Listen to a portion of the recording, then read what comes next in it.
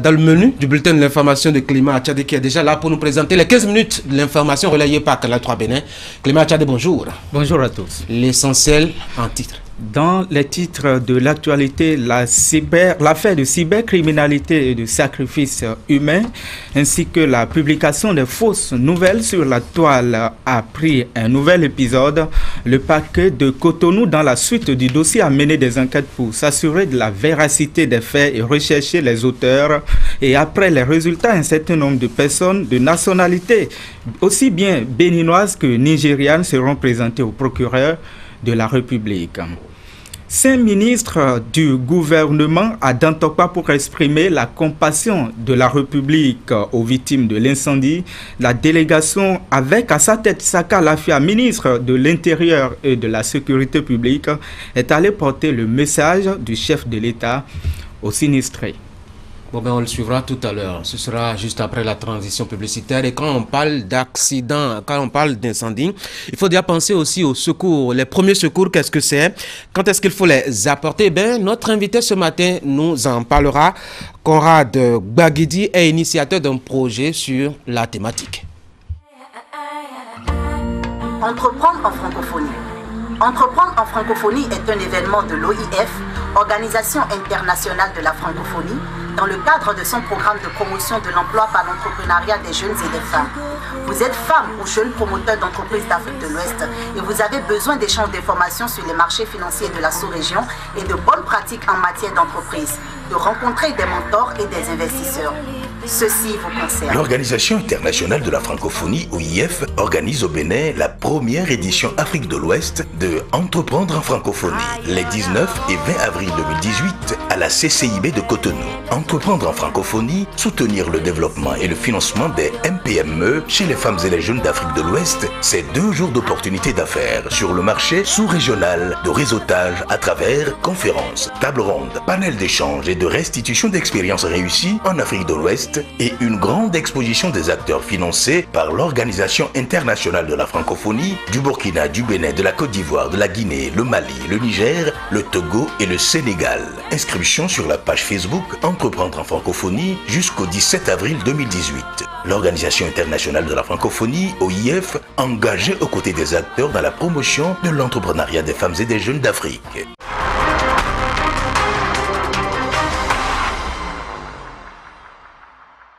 Ça va très vite du côté du tribunal de Cotonou. Nous sommes là dans l'affaire qui concerne justement la cybercriminalité et le sacrifice humain. Clément Attiadé. Oui, Tanguy, un certain nombre de personnes, aussi bien de nationalité béninoise que nigériane, auteurs des infractions cybernétiques, seront présentés au procureur de la République. C'est le nouvel épisode dans l'affaire de cybercriminalité et sacrifice humain, ainsi que la publication de fausses nouvelles sur la toile.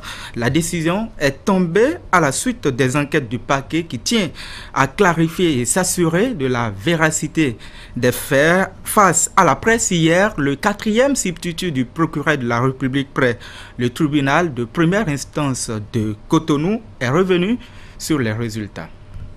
Les investigations menées dans ce sens ont permis d'interpeller et de présenter devant le parquet une trentaine de personnes auteurs d'infractions cybernétiques prévues et punies par la loi numéro 2011-20 du 12 octobre 2011 portant lutte contre la corruption et autres infractions connexes en République du Bénin.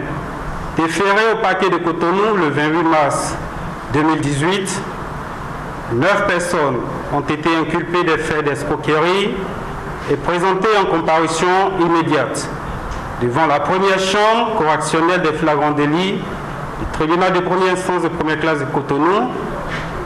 Elles ont été toutes condamnées à des peines d'emprisonnement ferme.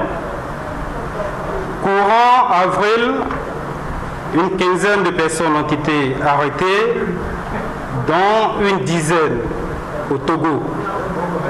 Inculpées des faits d'escroquerie au regard de la loi précitée, elles ont été placées sous mandat de dépôt par le procureur de la République.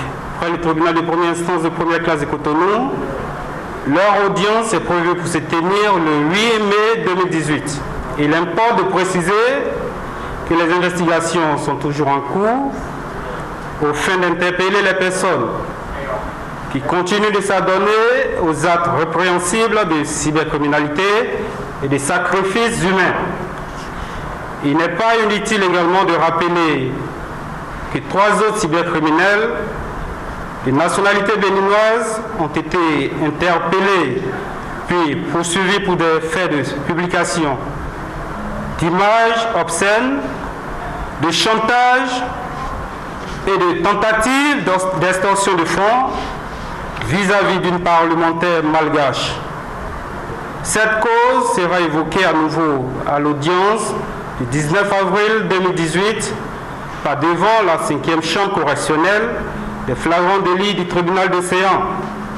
Vous pouvez le voir sur ces images. L'exécutif représenté par 5 ministres était à Dantokpa pour exprimer la compassion de la République aux victimes de l'incendie. Ces membres du gouvernement sont allés porter le message du chef de l'État aux sinistrés.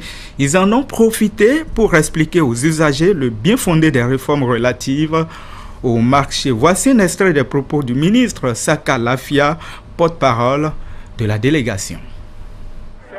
Le président de la République qui nous a demandé de venir vous présenter les compassions du gouvernement pour dire que le gouvernement est très sensible et solidaire de tous ceux qui ont subi et de toutes qui ont subi des pertes dans ce marché. Ce qui nous est arrivé, c'est la volonté de Dieu. Mais dans ça, il y a aussi les conséquences de l'endroit où nous sommes. Comme vous le constatez, ce n'est pas un endroit propice au commerce. Ce n'est pas un endroit propice aux activités qui se mènent ici. C'est conscient de cette réalité que mon collègue Kadevi vient de vous annoncer et que depuis plusieurs mois, le gouvernement s'investit, s'organise pour réformer tout cet environnement, pour qu'on ait des endroits plus sécurisés, plus propres, plus propices, plus hygiéniques pour mener nos activités commerciales. On vous invite à accepter et à adhérer à ça. Quant à ce qui va suivre ici, comme le fait a été le gouvernement, les sapeurs-pompiers, l'agence de propriété, on va dégager ce qu'il y a ici pour éviter que des maladies surviennent pour ceux qui ont encore leur boutique dans les environs. Je vous souhaite beaucoup de courage. La rencontre dite politique de Jefa, ayant connu la participation des anciens présidents Nicéphore Dieudonné Soglo et Boni Yahir et l'ancien médiateur de la République Albert Evor Edjere et Sébastien Germain à Djavon, suscite toujours des interrogations au sein de l'opinion. Considérés comme les vieux routiers de la classe politique, ils forment ainsi le bloc de l'opposition à la lecture de la déclaration qui a sanctionné leur rencontre. Alors question, que peut-on attendre de ce bloc? Élément de réponse à travers ces avis des citoyens de Porto Novo rencontrés ça et là. Il faut toujours critiquer. Maintenant, avant de critiquer, à mon humble avis, il faut d'abord regrouper ses préoccupations et aller voir le dirigeant pour lui poser les problèmes.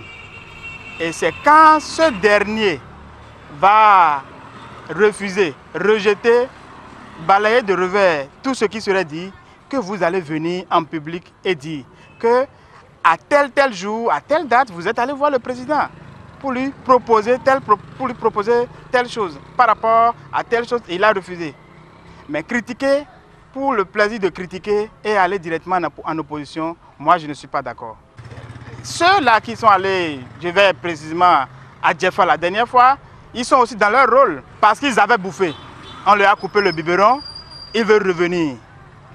2 ans de gestion du président Talon, je ne vois pas encore opportun de juger. Nous sommes à l'ère des réformes. Ça va, ce serait un peu dur. Mais il faudrait qu'on lui laisse le temps, au moins 2 ans et demi, 3 ans. J'ai remarqué que c'est un bloc. Il y a M. Tevor Edjere, l'ancien président Yahi, M. Adjavon, etc. Mais dans ce schéma-là qu'on nous a présenté, ils n'ont pas la même posture. Chaque acteur politique qui constitue ce bloc-là a sa vérité, a son passé qui lui est propre. Nous sommes dans la dynamique où on veut faire avancer le pays.